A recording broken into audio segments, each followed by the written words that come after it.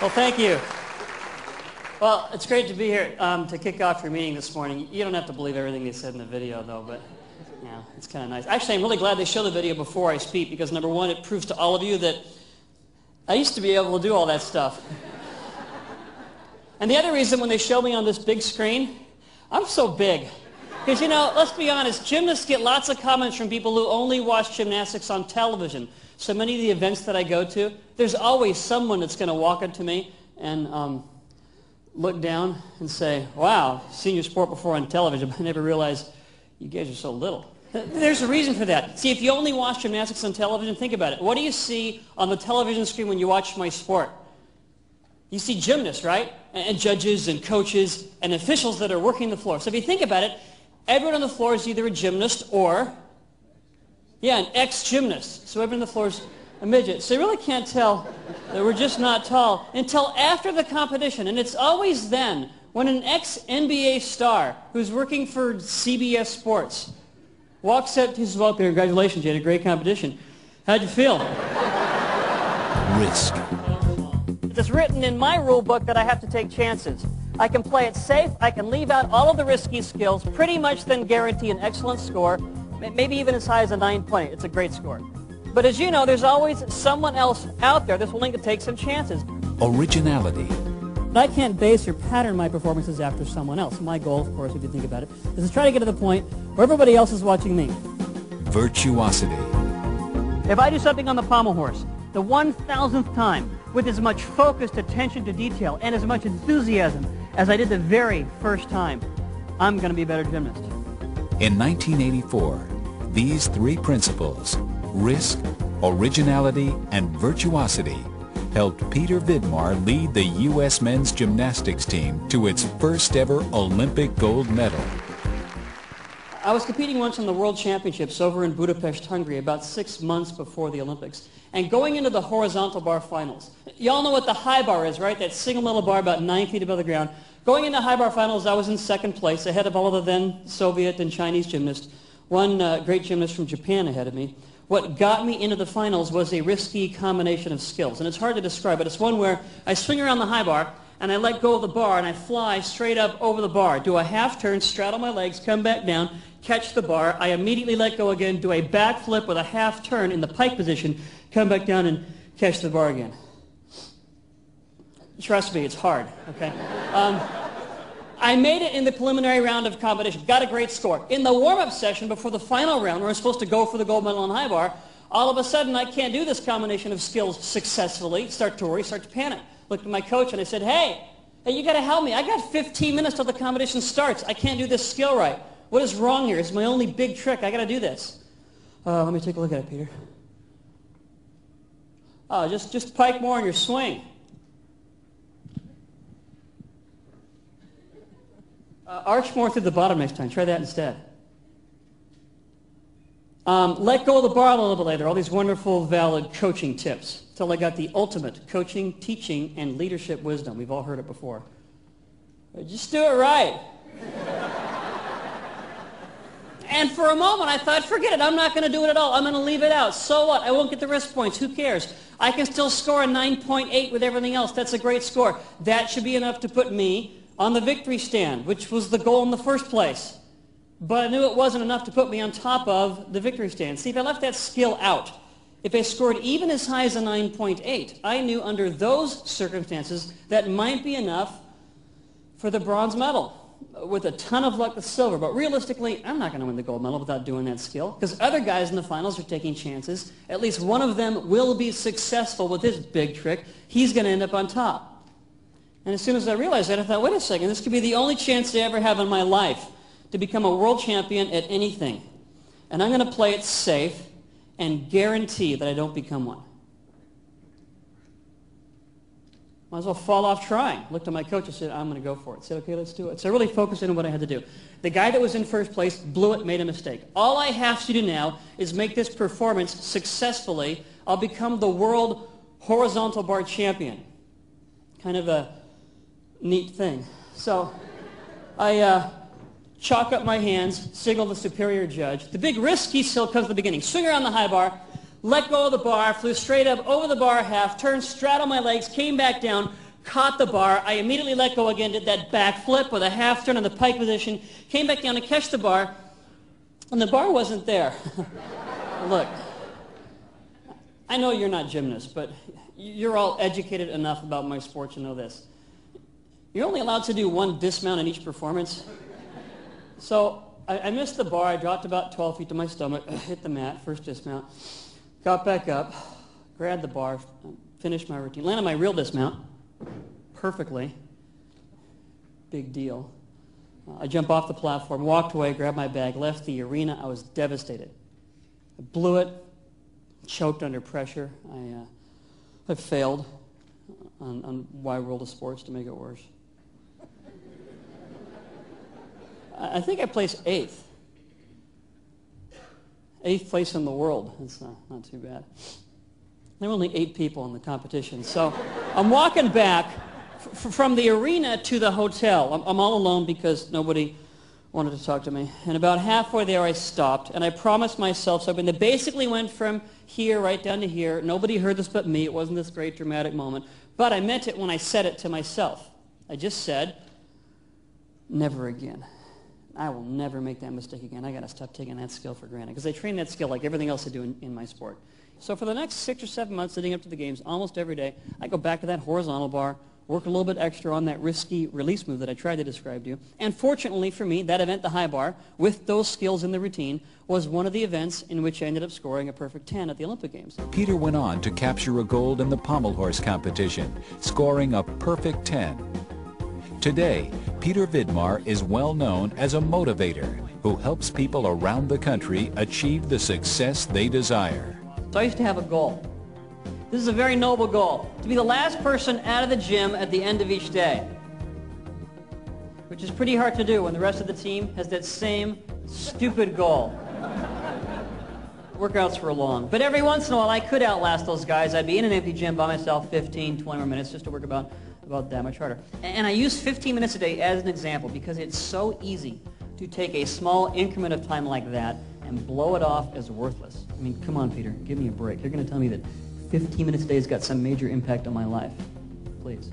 Well, if an athlete trains for 3 hours a day in a sport and chooses to train an extra 15 minutes a day, after 1 year, that's an extra 91 hours. Well, based on a 3-hour-a-day workout schedule, that's an extra month of training at the end of the year. I know that when I walked into any world championship or World Cup, I always wish I had an extra month to get ready for that thing, but then it was always too late. Winning in business is a lot like winning in sports. You have to set yourself apart from the rest, seize opportunities, and perform ordinary skills in extraordinary ways. Using his Olympic preparation and experiences, Peter motivates others to put out the extra effort needed to win in business and life. Originality is somewhat different, fairly self-explanatory, right? That means that I do something new, maybe something that nobody else has ever done before. And that's the most exciting part of my sport, because think about it. For me to be in a gym, to be working on some sort of gymnastics skill that just maybe nobody else has ever done before. It's exciting. Until you stop and ask yourself this question. Why is nobody else trying this? And you think maybe they have, but they haven't survived. Let me show you an original skill I used on pommel horse at the games. You saw earlier when I did my dismount, I went up to a handstand on one arm, right? And then I got off the horse and I landed on my feet, right? Well, back when I was competing, going up to a handstand on the pommel horse was the new trend on pommel horse. Only in the past couple of years had gymnasts been going up to a handstand on the pommel horse. But the only time they would go up to a handstand was at the end of their routine because they couldn't figure out a way to get down from the handstand without just getting off the horse. So the handstand was always the dismount, the last trick. And if a judge saw a handstand, he knew the routine was over. He'd put his head down and add up the score. Well, I thought, what if I could fool the judge? What if I could figure out a way to do one of those handstand things and don't get off and just stay on the horse somehow? And that's basically what I did, and I'll show you in a moment where I'll do some circles. I'll swing out to the end. I'm going to turn. I'm going to go up to a handstand like the dismount that I showed you, but from the handstand, I'm going to drop to the center of the horse into my scissor sequence. That's that pendulum swing that we do back and forth with our legs apart. That's a required skill in our sport.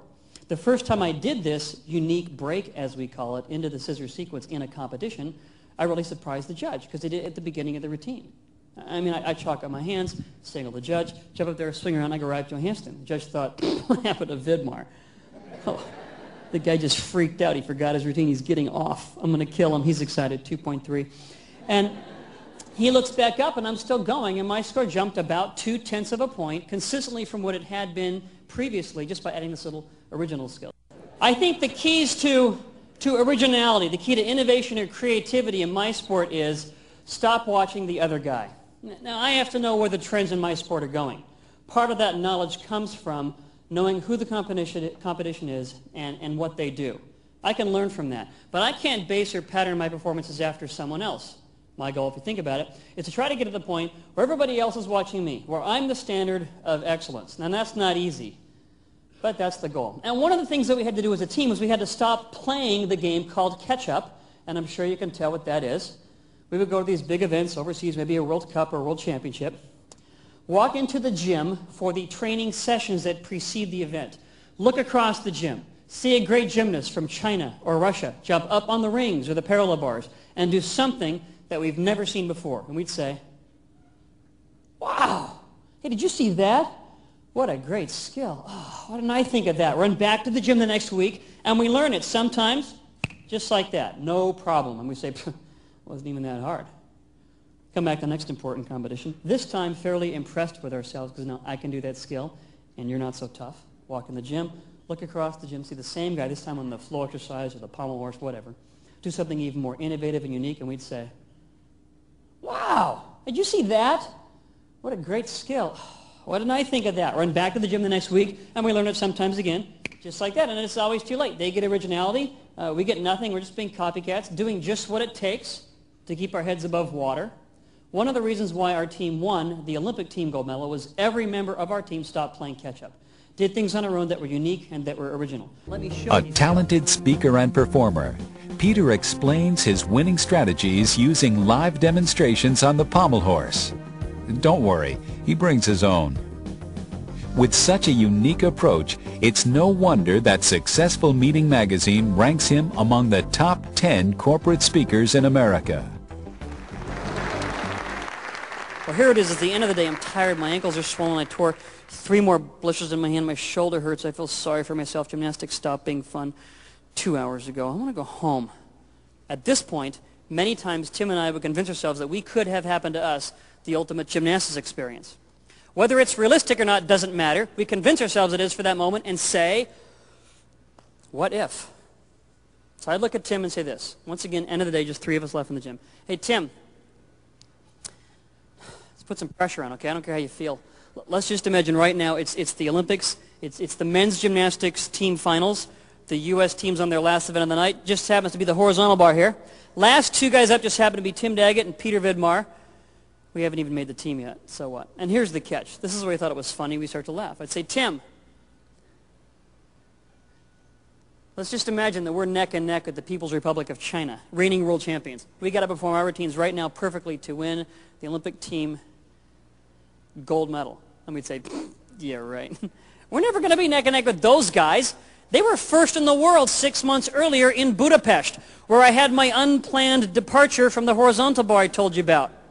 We were 4th. We didn't even win a medal. It's not going to happen. But what if? Would we be nervous? Yeah.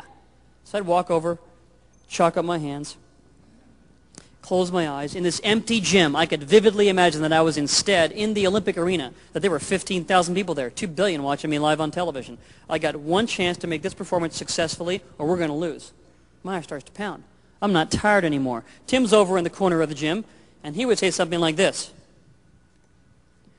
Next up from the United States, Peter Vidmar. Just like the loudspeaker at the Olympics. I'd imagine my name is called and get ready to go. Now, you don't perform when you feel like it in my sport. You perform only when the judge allows you to perform. That's when he pushes a button that makes a green light go on and he raises his hand. And the longer you wait for that green light to go on, clearly the more nervous you're going to get. Trent Demas, who won the gold medal on the horizontal bar in Barcelona in '92, had to stand before the high bar, waiting for his green light to go on, for 6 minutes. It's a long time to wait. Can you imagine Michael Johnson in the blocks? For 6 minutes till the gun goes off? What'd that do to shred his nerves?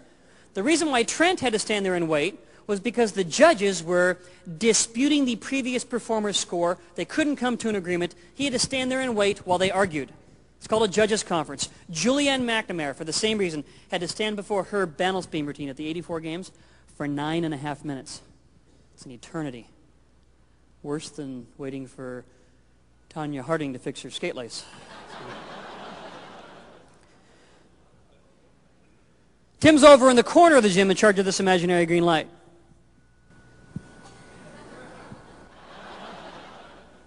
And after a long time of saying and doing nothing, trying to throw me off guard by waiting, finally, when he thought I least expected it, he would shout, "Green light," because I never really had a green light in the gym. He just had to say it. I'd imagine the green light goes on. Look at my coach. Imagine my coach is the Olympic judge. He would raise his hand. I'd raise my hand right back. Turn, face the bar, grab the bar, and begin my routine. Now, if I fell off the bar there, if I made a mistake there, that ruined my day. I was miserable. Why? Because I placed importance in what I was doing. I didn't say, which I easily could have said at the end of a long, tiring day, I didn't say, "So what, Peter, you fell off the high bar." Who cares? It's just a workout. You're tired. Big deal. Just go home. Go home. You just work hard tomorrow. Just work twice as hard tomorrow. Doesn't matter. It's just another day. No. I felt like I lost the whole competition. I placed importance in that routine. I felt like somebody from NBC Sports is going to walk up to me right now and say, "Well, Peter, you just lost the Olympic Games for your whole country. How do you feel?"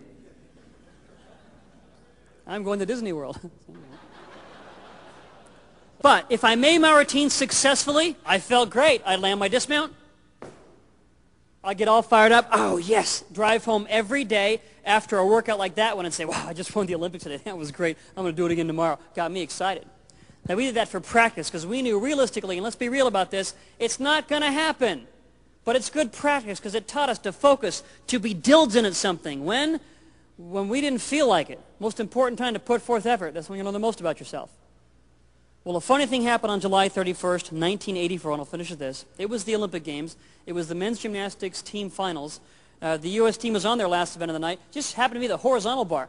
Last two guys up just happened to be Tim Daggett and Peter Vidmar, and here's the catch, and all of a sudden we weren't laughing because it really wasn't funny anymore. We were neck and neck with the People's Republic of China, the reigning world champions, and we had to perform our routines perfectly to win the Olympic team gold medal.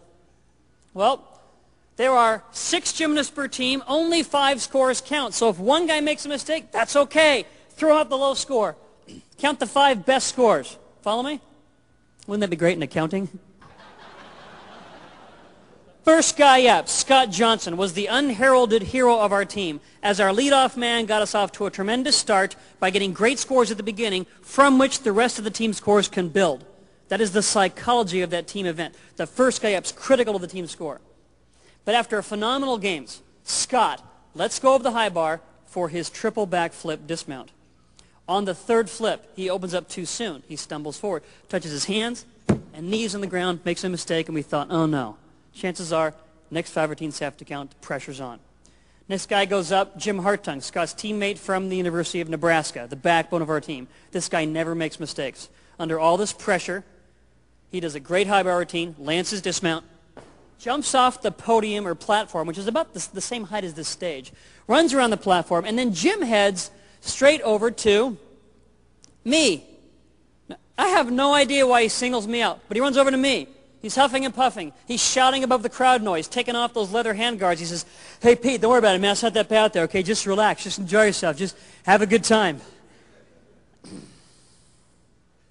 He was happy because he was done. Olympics were over for Jim. He scored a 9.8. It's a great score. Bart Connor went up next and scored a 9.9. Mitch Gaylord went up next, did that amazing flip of his, caught it, 9.95. Tim Daggett went up after Mitch, and I wish I had a film to show you that routine. Couple skills he invented. His dismount was a double layout. That's a double back flip with your body straight with a full twist on the 2nd flip, which basically means that you don't see the ground till it hits you. He lands perfectly, and he scores. Yeah, perfect 10. Then it was my turn. I told you 5 out of 6 scores count, didn't I? How many guys just performed? 5, yeah. Well, let's just take a peek at the first 5 scores and add them all up, including Scott's routine with that little mistake. Add them all up. Guess what? We just won the Olympic team gold medal. Forget me. We just won the gold medal. You see, Scott's mistake wasn't really that bad. The other 4 scores were so high, they helped to offset Scott's mistake. Add them all up, that meant that even if the last 2 performers left from China, Li Ning and Tong Fei, their 2 best gymnasts, even if they scored perfect 10s on the floor exercise, it's not going to be good enough. So with Tim's perfect 10, we had just secured the USA's first Olympic team gymnastics gold medal, male or female, since the 1904 Olympic Games in St. Louis. That's when wooden club juggling, shot put, and long jump were 3 of the gymnastics events. I'm not kidding. It's changed since then. But because it's locked up, this means that Peter Vidmar can fall off the high bar 58 times. We're still going to win the gold medal. And all of my teammates behind me, below the podium, all of them are done and celebrating. But none of them, none of the coaches, and no other human being told me that we had just won.